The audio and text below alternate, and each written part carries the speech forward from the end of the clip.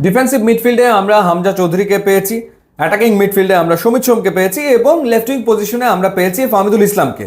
এবং এই তিনজনকে পাওয়ার ফল আমরা মাঠে সুস্পষ্টভাবে দেখতে পাচ্ছি।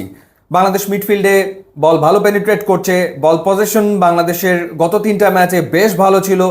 বাংলাদেশ অ্যাটাকিং থার্ডে বলের সাপ্লাই আগের চেয়ে অনেক বাড়িয়েছে এবং বেশ কিছু অ্যাটাক বিল্ড আপ করতে পারছে। সমস্যাটা কোথায়? সমস্যাটা হচ্ছে আমাদের প্রপার স্ট্রাইকার না থাকার কারণে গোল আমরা বের করতে পারছি না, যেটা আমরা ভারতের বিপক্ষে পারিনি, যে কারণে গোল নীল ড্র করে বেরিয়ে আসতে হয়েছে।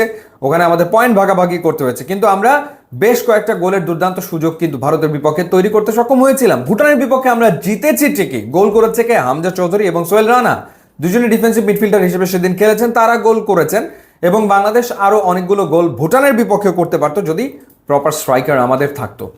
সিঙ্গাপুরের বিপক্ষে আমরা ম্যাচটা হারলাম 2-1 গোলে, যেই ম্যাচটা আমরা জিততে পারতাম, স্কোর লাইন আমাদের পক্ষে থাকতে পারতো। কেন হয়নি? কারণ বাংলাদেশ সুযোগ তৈরি করেছে ঠিকই, কিন্তু গোল আদায় আমরা করতে পারিনি। আমরা দেখেছি সিঙ্গাপুরের বিপক্ষে সমিত সোম কি সুন্দর দারুণভাবে ডিবক্সে বেশ কয়েকটা বলের সাপ্লাই দিয়েছেন। দুটো মিস করেছেন রাকিব, একটা মিস করলেন ফাহমিদুল। এই ঘটনা আসলে ঘটেছে। তো সেই ক্ষেত্রে বাংলাদেশের এখন এই মুহূর্তে প্রয়োজন একজন পারফেক্ট প্রপার স্ট্রাইকার। ঠিক কি ধরনের স্ট্রাইকার? এমন একজন স্ট্রাইকার লাগবে যে অন্তত পক্ষে গড়ে 3 ম্যাচে একটা করে গোল করতে পারে। ভারত সুনীল ছেত্রীকে পেয়েছে। সুনীল ছেত্রীর মতো একজন স্ট্রাইকারকে ভারত পেয়েছে যে 95 গোল করেছে 155 ম্যাচে। সুনীল ছেত্রী প্রতি 2 ম্যাচে একের অধিক গোল করেছেন, গড় যদি করা হয় সেই ক্ষেত্রে। কিংবা মালদ্বীপ পেয়েছিল আলী আশফাককে। আলী আশফাক 98 ম্যাচে 58 গোল করেছেন, অর্থাৎ তারও গড় আমরা যদি হিসাব করি তাহলে প্রতি 2 ম্যাচে একের অধিক।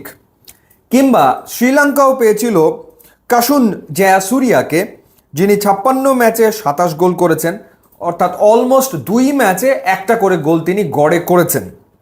এবার আমাদের স্ট্রাইকার রাকিব হোসেনকে আমরা খেলাচ্ছি।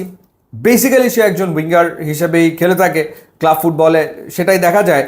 কিন্তু হাভিয়ার কাবরেরা তাকে স্ট্রাইকার হিসেবে তো পরপর 3টা ম্যাচে খেলালো।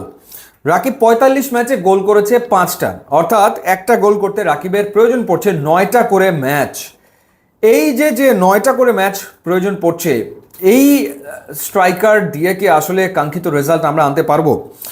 বাংলাদেশের পক্ষে শেখ মোরসালিন 18 ম্যাচে 5টা গোল করেছে, অর্থাৎ অলমোস্ট গড়ে 4টা করে ম্যাচে সে একটা করে গোল পেয়েছে।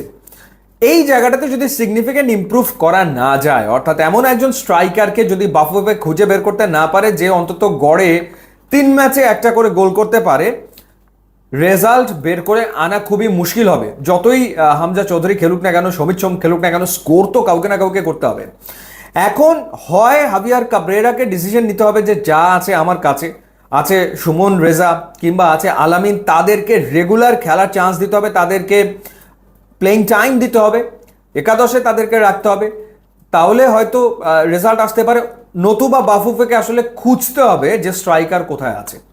বাংলাদেশের স্ট্রাইকার লাগবে, রেজাল্ট আনতে গেলে এর কোনো বিকল্প আসলে নেই। না হলে যেটা হবে, পরপর 3টা ম্যাচে আমরা দেখেছি যে মাঠে আধিপত্য বাংলাদেশ দেখাচ্ছে ঠিকই, কিন্তু রেজাল্ট ফেভারে আনতে পারছে না। ভবিষ্যতে সে ঘটনা ঘটবে, দেখা যাবে বল পজিশনে বাংলাদেশ এগিয়ে, অ্যাটাক বিল্ড আপে বাংলাদেশ এগিয়ে, কিন্তু ম্যাচের রেজাল্ট কি? বাংলাদেশ হেরে গেছে। সো এই ঘটনা থেকে বেরিয়ে আসতে গেলে স্ট্রাইকার লাগবেই, এবং সেই দিকে বাফুফের এখন মনোযোগী হওয়াটা ভীষণ রকম জরুরি। ইউটিউব ইনস্টাগ্রাম লিঙ্ক দেওয়া আছে, আপনারা যোগ দিলে খুবই খুশি হবো। And thanks for watching.